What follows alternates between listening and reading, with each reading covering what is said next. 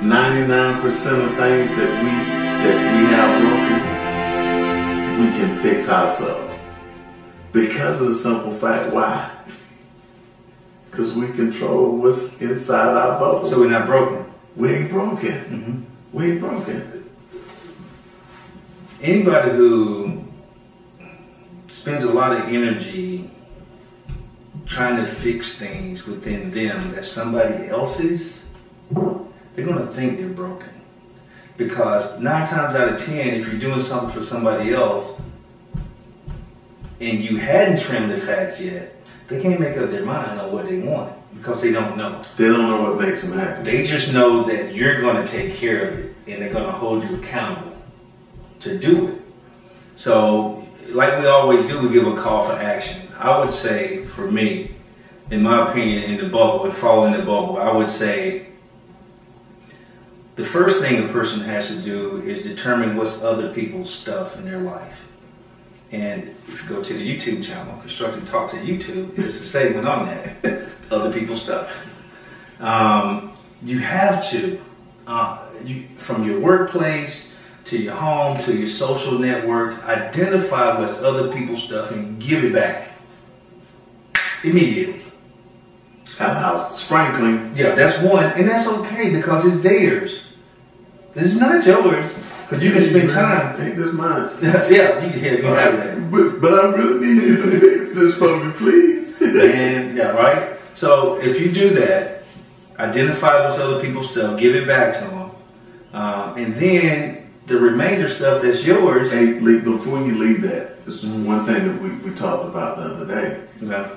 I said, sometimes you need people in your life, and he got me straight on this. I said, sometimes you need help in your life to fix things, you know. And when you need help in your life to fix things, you need somebody to carry that burden for you. But then you came back with swimming a gym, and he said this, I ain't say this, but I'm gonna stick with it. He gave the parable about the footsteps in the sand. Oh wow! And Lee was saying how in the actual passage it says that, you know, when you was going through things, it was only one set of footprints. And everybody said during that time God was carrying you. No. Jesus was carrying you. Okay. But in Lee's version, and I got to agree with this, God is with you during the good times, and he's training you, and he's shielding you from these things. And then once he prepared you, because he said he prepares a table before me. So now once he prepared you for these things, now the only way you're going to know that you can pass the test, you're going to have to go through them. Correct. And so now you're going to have to walk along. Correct. And you're going to have to walk along and fix those things that you felt was weighing you down. Correct.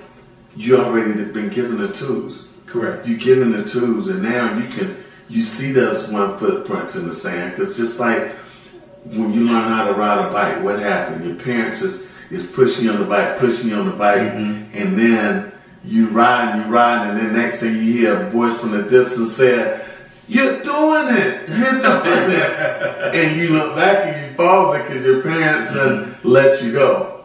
And it's the same thing with the footprints in the sand. And I think I think there's 2 footprints, and then it's 4, and then it's 2. Yes. Right? And I think it was you, and then it was Jesus. Yes. And then it was Jesus carrying you. It was you by yourself. You and Jesus was walking together. And then after you and Jesus was walking together, next thing you know, you just see one set of footprints. So the poem says, Lord, I looked up during my hardest time. I was walking alone. Correct. And then he said, no, you wasn't walking alone. I was carrying you. And that was his steps. That was his steps, carrying you. But then the way you changed it, it said, no, it's the bicycle. So I look at it like this. So it's the 2, the 4, the 2, and the struggle is the 4, I think. And Yes. then the two after that. No, the struggle is the two. The two? Okay. Yeah. And then, Yes. okay, so I need to read it again, actually. But think about it like this. You're by yourself, and then with two prints. And then you have 4 prints as your mentor, your faith, or whoever's in your life that guides you, that you choose it to be. And then the 2 is, hey, you got it. Go get it. Because during the mentorship phase is where you get to depend on the skills that you've been doing forever and identify the fat that needs to be trimmed. Identify what's yours and what's somebody else's, right? And then you say, okay, yes, I can do this. And then you go do it. Baby steps, right? Itty bitty steps in the sand, do it. And then you can always go back to your mentor, your faith, with the 4 footprints. Boom, then you go back with the 2 again. Because you can do it's all a process of believing from within, because you are the purpose of your life. Yes, and then going back to what you were saying is the stuff that people are saying, the first thing you got to do is get rid of other people's problems. No, we're not going to call it problems. Other people's stuff. Other people's stuff. Because there might be some good stuff, but they just dump it on you to do it. And so you get rid of other people's stuff. And yes, they need help, but you help them help themselves. Let me help you help me to help you. Correct. That's in this book. I spelled that out in the book. And so when you give these people this stuff back, you're not being selfish. No. You doing the thing that they tell you on the plane. Hey, you got a baby, but put your mask on first. I think people say nowadays, you're doing too much. Isn't that like the statement? Yes. Or you're doing too much. That's true when you're trying to get your mindset back. Sometimes you're doing too much. That kid that's 5, 6, 7, man, they can do a lot of things if you teach them. Yes. That you don't have to do anymore. Right? So give a man a fish to eat for a day. Yeah. Teach a man a fish to eat for a lifetime. Yeah. So give him the fishing pole. Yeah. That's his fishing pole. That's my pole, Paul. So as early as possible, understanding that you have the authority in your life to make your life comfortable and your surroundings comfortable for you to exist is important. For you to exist is important, because without your existence, you can't help anybody else, I don't think. No. I think that's kind of impossible. So, hey, y'all, we enjoyed y'all today. Hey, tell a phone, tell a friend, tell everybody that, share these Facebook Lives, and we'll be here every week. Once a week, we'll come in, we'll talk about different things. We're going to continue to talk about the book for a couple more weeks, and then after that, we'll move on to a different topic. But right now, this book is so juicy, man. We're getting so much feedback off of it. We just want to ride it for a little while longer.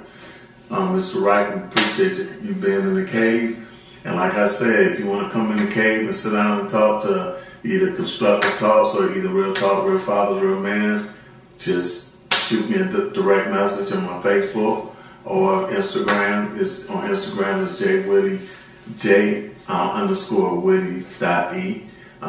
And let us know. And Mr. Wright, how can they find you? Constructive Talks, LRW on YouTube and Facebook, the same thing. And like and subscribe, you know the deal. You kind of get notifications. Other than that, I would just say the call to action is, in order to trim the fat, identify what's yours and what's somebody else's first.